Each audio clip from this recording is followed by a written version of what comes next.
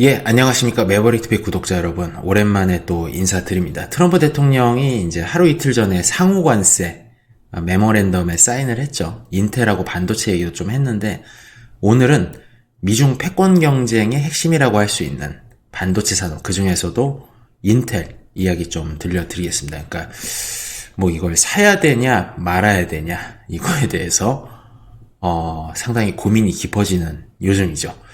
저는 늘 말씀드리지만 책임지지 않지만 여러분과 동행하는 그런 투자를 하고 있습니다. 저 인텔 많이 갖고 있고요. 그래도 저번 주에는 흐름이 좀 좋았었는데 금요일에 조금 빠졌습니다. 인텔이 괜찮을 거라고 보는 이유가 뭐 아닐 수도 있어요. 잃고 나서 저를 탓하시면 안 됩니다. 늘 냉정한 투자의 세계. 미국 반도체 산업협회 세마이컨덕터 인더스트리 어소시에이션에서 Winning the Chip Race라고 1월 14일에 트럼프 대통령 취임 일주일 전쯤에 신행정부하고 제119대 국회를 대상으로 정책 제안 보고서를 냈어요. 여기 내용들이 상당히 세서 이따가 상세하게 말씀드릴 겁니다. 일단 주가는 원래 인텔이 제일 잘 나갈 때 뭐 한 6, 70불 가다가 원래 뭐 한 18, 19까지 빠졌다가 저번 주에 뭐 24, 25 정도 갔었죠. 이게 나중에 또 말씀드리겠지만 엔비디아 대비해서 지금 시가총액이 35분의 1인가 그래요. 매출액이 그렇게 큰 차이가 나진 않는데 작년에 손실이 좀 크게 나서 그리고 엔비디아가 워낙에 이제 매출하고 순이익이 급증을 해서 그런데 제 생각에는 조금 부활을 할 수 있다 그러면은 시가총액 1조 달러 간다 그러면은 10배거죠. 요즘에 뭐 1조 달러 우습잖아요. 좀만 잘 나가고 뭐 미래가 있다 그러면은 물론 뭐 좀만 잘 나가는 게 아니라 이제 많이 잘 나가야 되겠지만 어쨌든 이슈를 많이 타는 요즘 투자 세계이기 때문에. 그리고 최근에 이제 인트로입니다. 지금 신형 그 노트북용 고성능 게임용 랩탑 프로세서 코어 울트라 9 275HX 모델이 이제 찐 에로 레이크예요. 이거 이전 모델은 i9 14900HX 요건데 요거는 기반 SoC 타일이 이전 세대인 메테오 레이크 기반이어서 찐 에로 레이크라고 보긴 어려웠는데 어쨌든 요게 벤치마크에서 AMD의 동급 모델을 7% 앞섰다라는 내용입니다. 여기 보시면 이제 벤치마크 요거는 이제 싱글 코어 테스트로는 애플 M3에 밀리는데 패스마크 요게 이제 전반적인 성능 테스트라서 여기에서는 지금 인텔 울트라 9 275HX 에로 레이크 최신 모델이 굉장히 좋은 성능을 낸 것으로 나와 있고, 근데 이게 지금 TSMC 공정을 사용해가지고 만든 거예요. 양산이 원래 계획은 20옹스트롬, 2나노 공정에서 만들기로 되어 있었는데, 인텔 파운드리에서 2나노 공정을 팻 겔싱어가 잘리면서 이제 이게 백지화 됐기 때문에 이게 어떻게 될지 모르겠어요. 지금은 18옹스트롬, 1.8나노 공정에 이제 집중을 하고 있는 상황이죠. 그래서 이제 지금 최신 AMD의 라이젠 9 모델보다 성능이 7% 낮게 나온 걸로, 그러니까 더 향상돼서 나온 걸로 알려졌는데, AMD의 최신 고성능 랩탑 프로세서 파이어레인지 Gen 5 아키텍처 기반의 CPU들이 출시가 임박해 있어가지고 이것도 이제 실제로 누가 이기고 누가 지는지는 한번 제품이 나와 봐야 알 것 같아요. 하지만 지금 성능으로는 꽤 괜찮은 것 같죠. 그리고 이게 275HX가 최고 모델은 아니거든요. 285HX가 상위 모델로 있습니다. 그러니까 좀 역시 좀 쓴맛을 봐야 돼.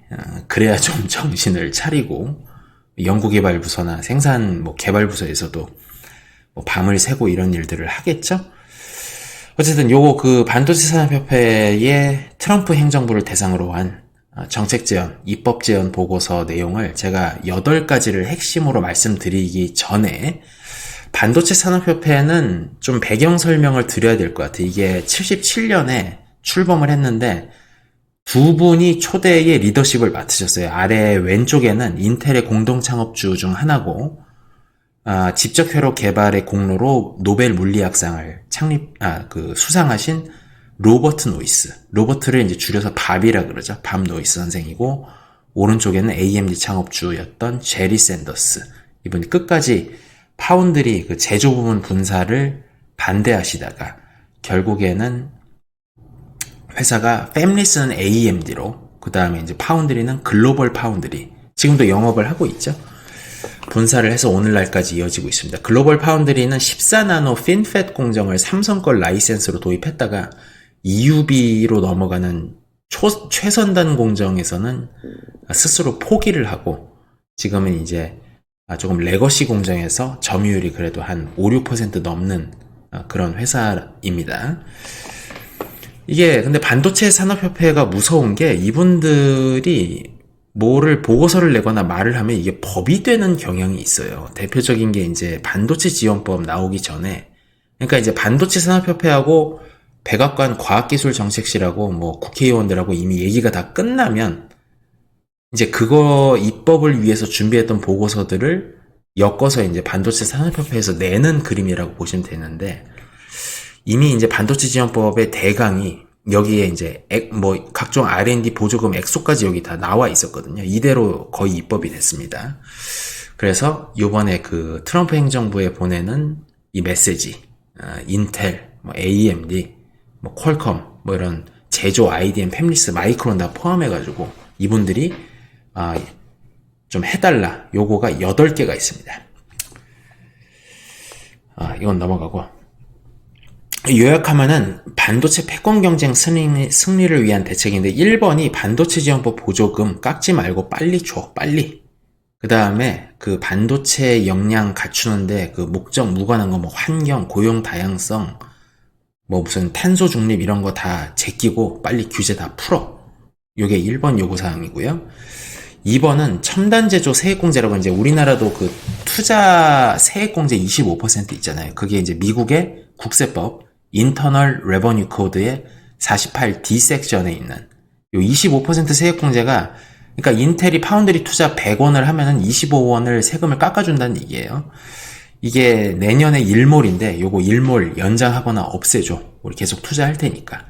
세 번째가 좀 흥미로운데, 이게 제조 파운드리 투자하는 기업, 요 생산 단계 말고 우리 설계 팹리스도 돈 많이 들고 중국, 한국, 일본, 유럽 다 이거 R&D에 세액공제 엄청 해주니까 우리도 25% 세액공제 다 해줘.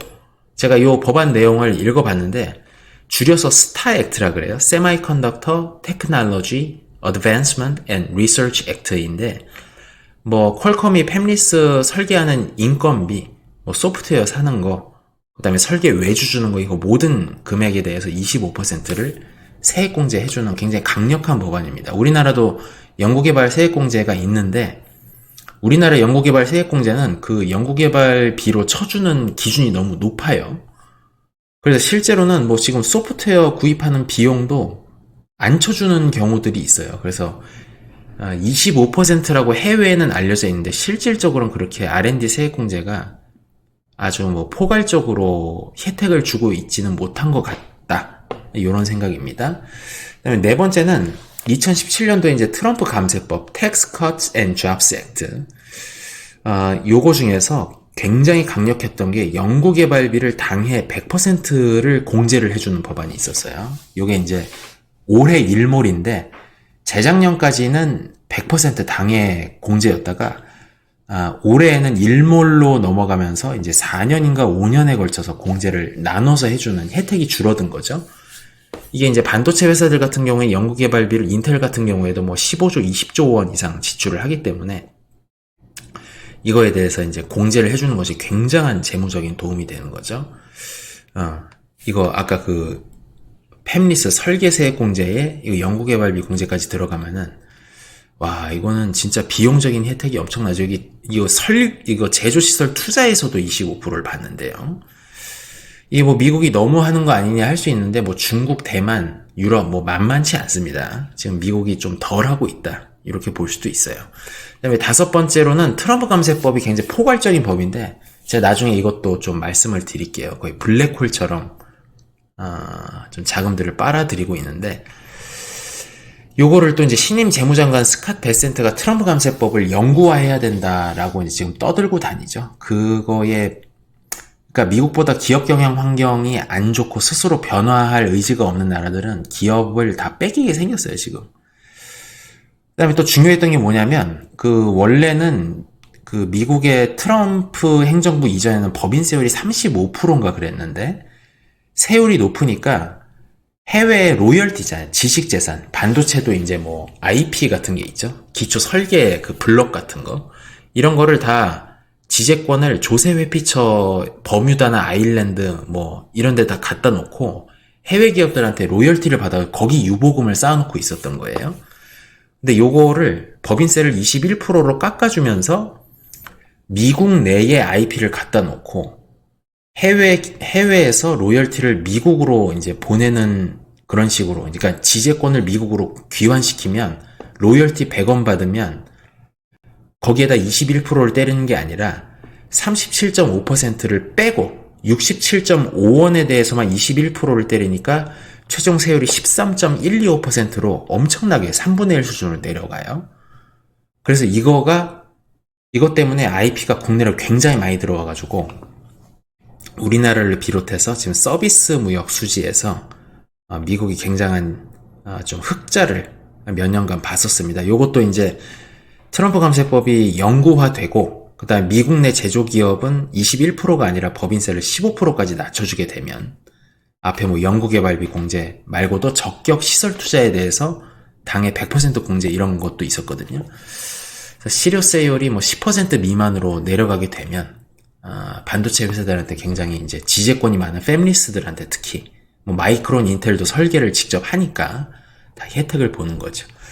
여섯 번째는 이게 반도체하고 모바일, 가전 이런 수요 산업에까지 상호성, 지금 이제 상호관세 얘기가 나왔는데, 그러니까 다른 나라 대비해서 지금 관세가 미국이 비싼 건 맞아. 뭐 스마트폰, 뭐 자동차, 왜 삼성, LG전자, 세탁기, 텔레비까지 얘기했잖아요.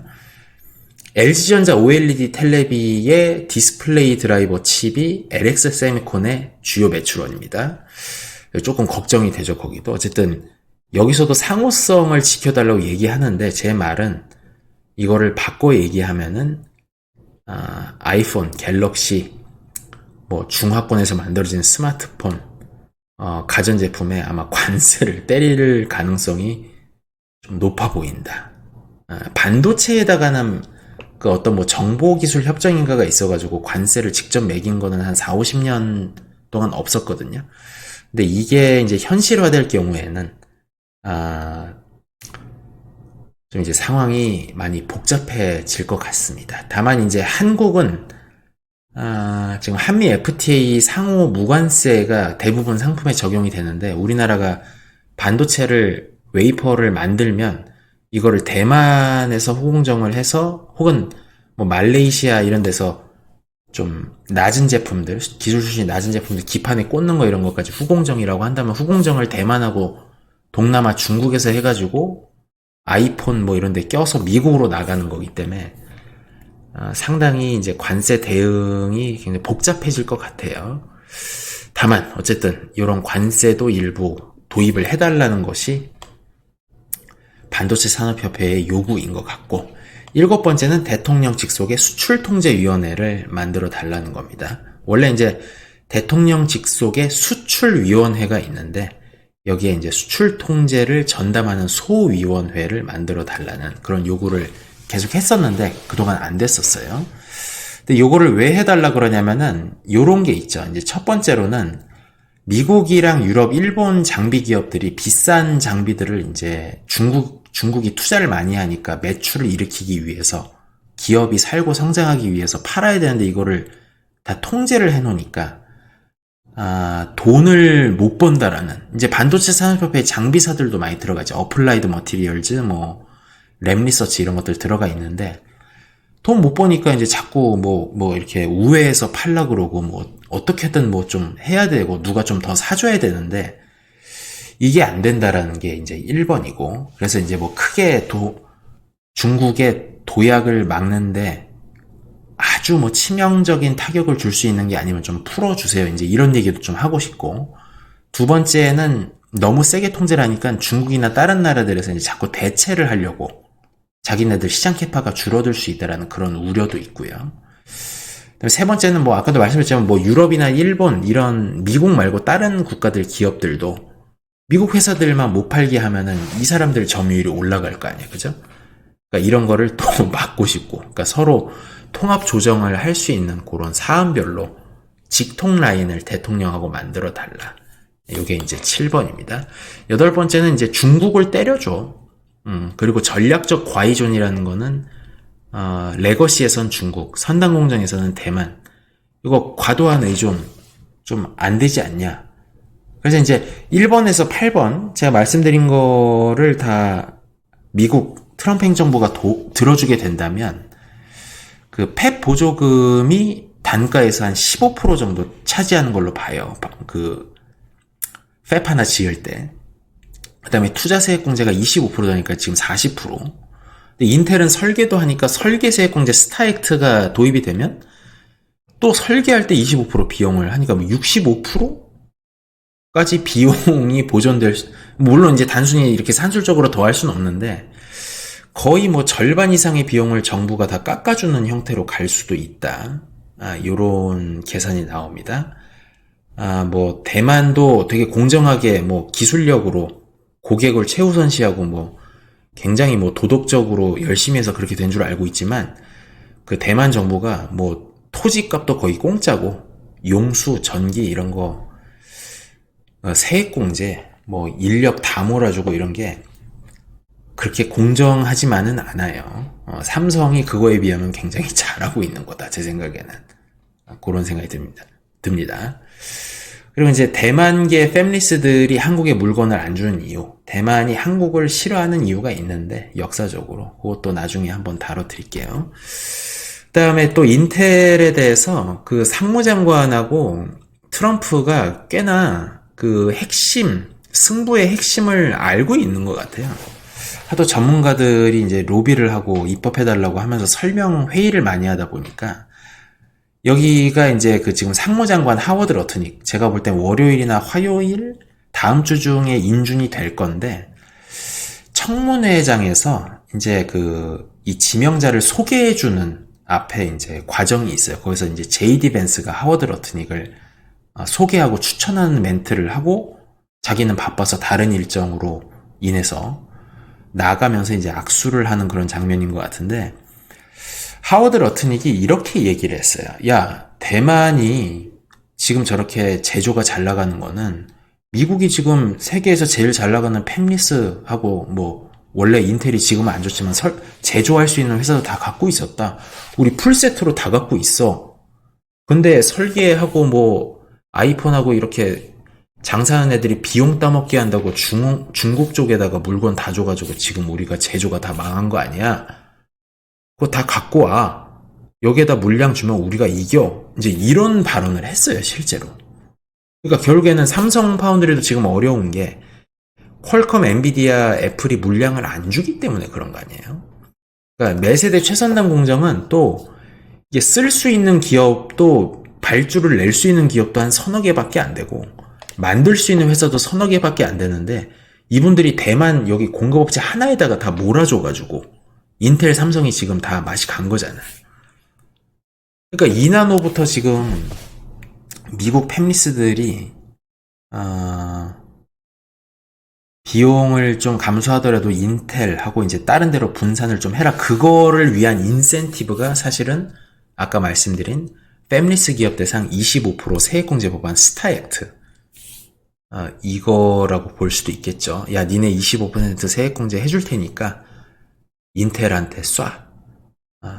만약에 이렇게 될 경우에 TSMC도 지금 전체 수익의 뭐 한 30-40%가 앞으로 2나노, 3나노에서 날 건데 나고 있고 지금 이 발주가 3분의 1 수준으로 떨어지면은 지금 전 세계 공장 짓고 있는 거 아마 이자하고 인건비 부담하기도 어려워지는 상황이 올 수도 있습니다.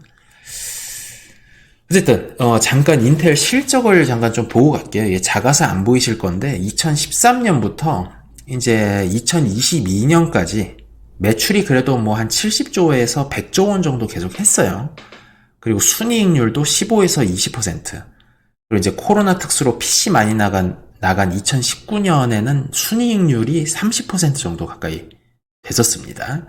근데 이제 코로나 이후로 한 2, 3년 IT 제품이 엄청 많이 팔릴 때 반도체 회사들이 다 좋았는데 2022년부터 삼성, SK 하이닉스도 다 마이너스 한 2, 30% 적자 다 났죠.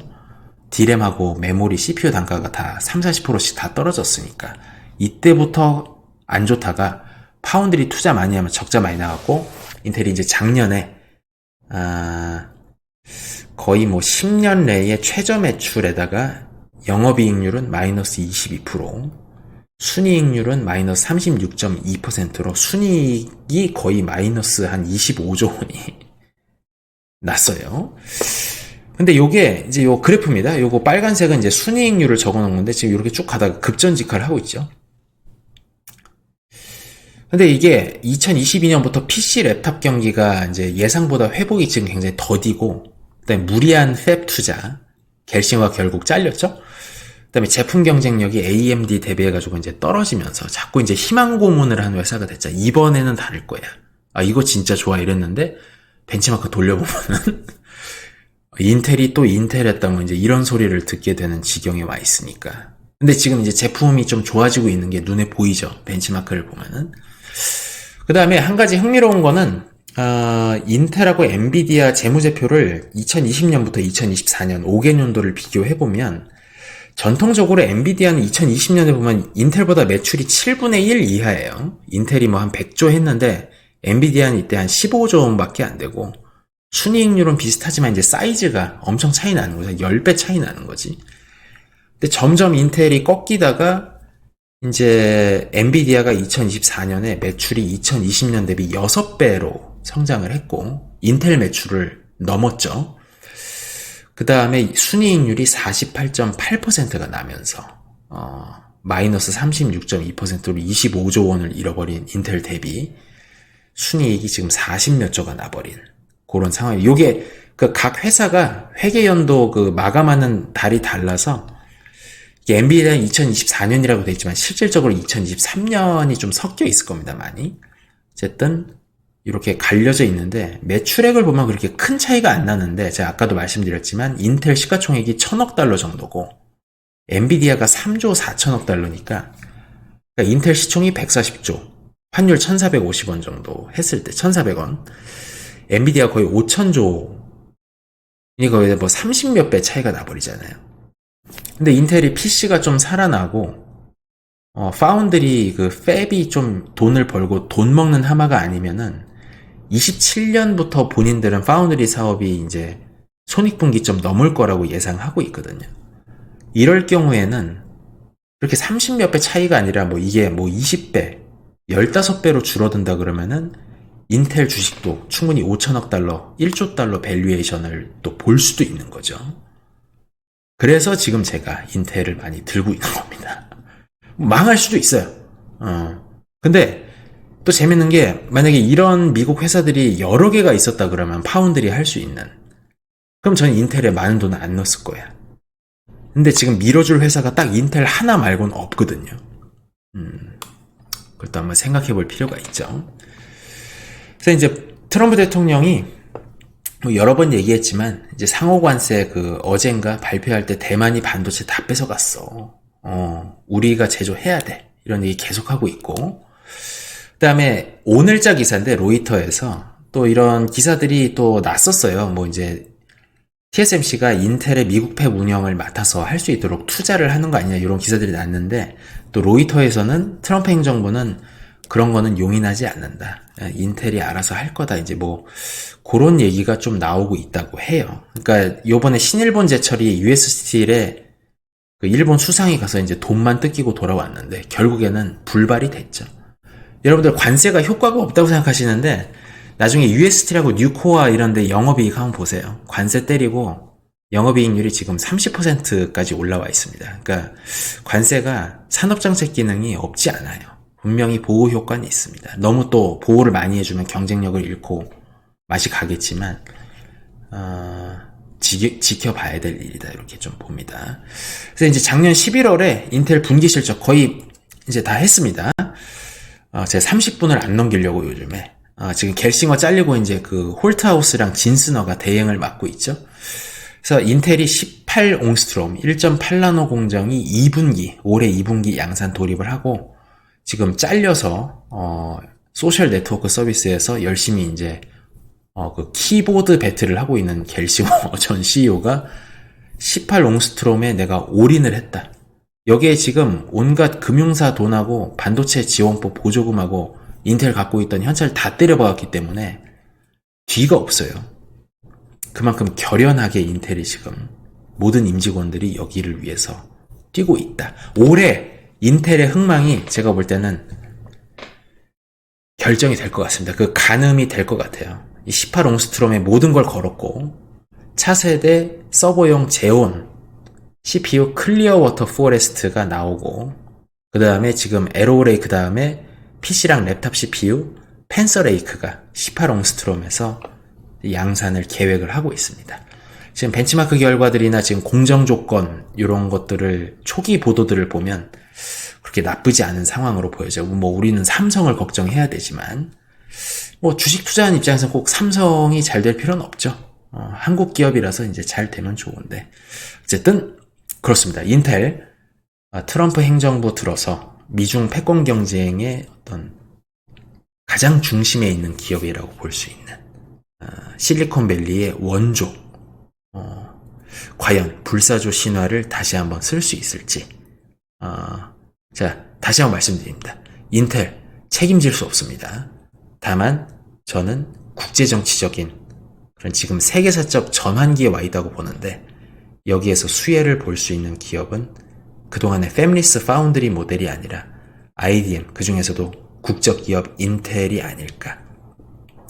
좀 시간이 걸리겠지만 확실하게 제 개인적으로는 좀 올라갈 수 있는 주식이라고 보고 있습니다.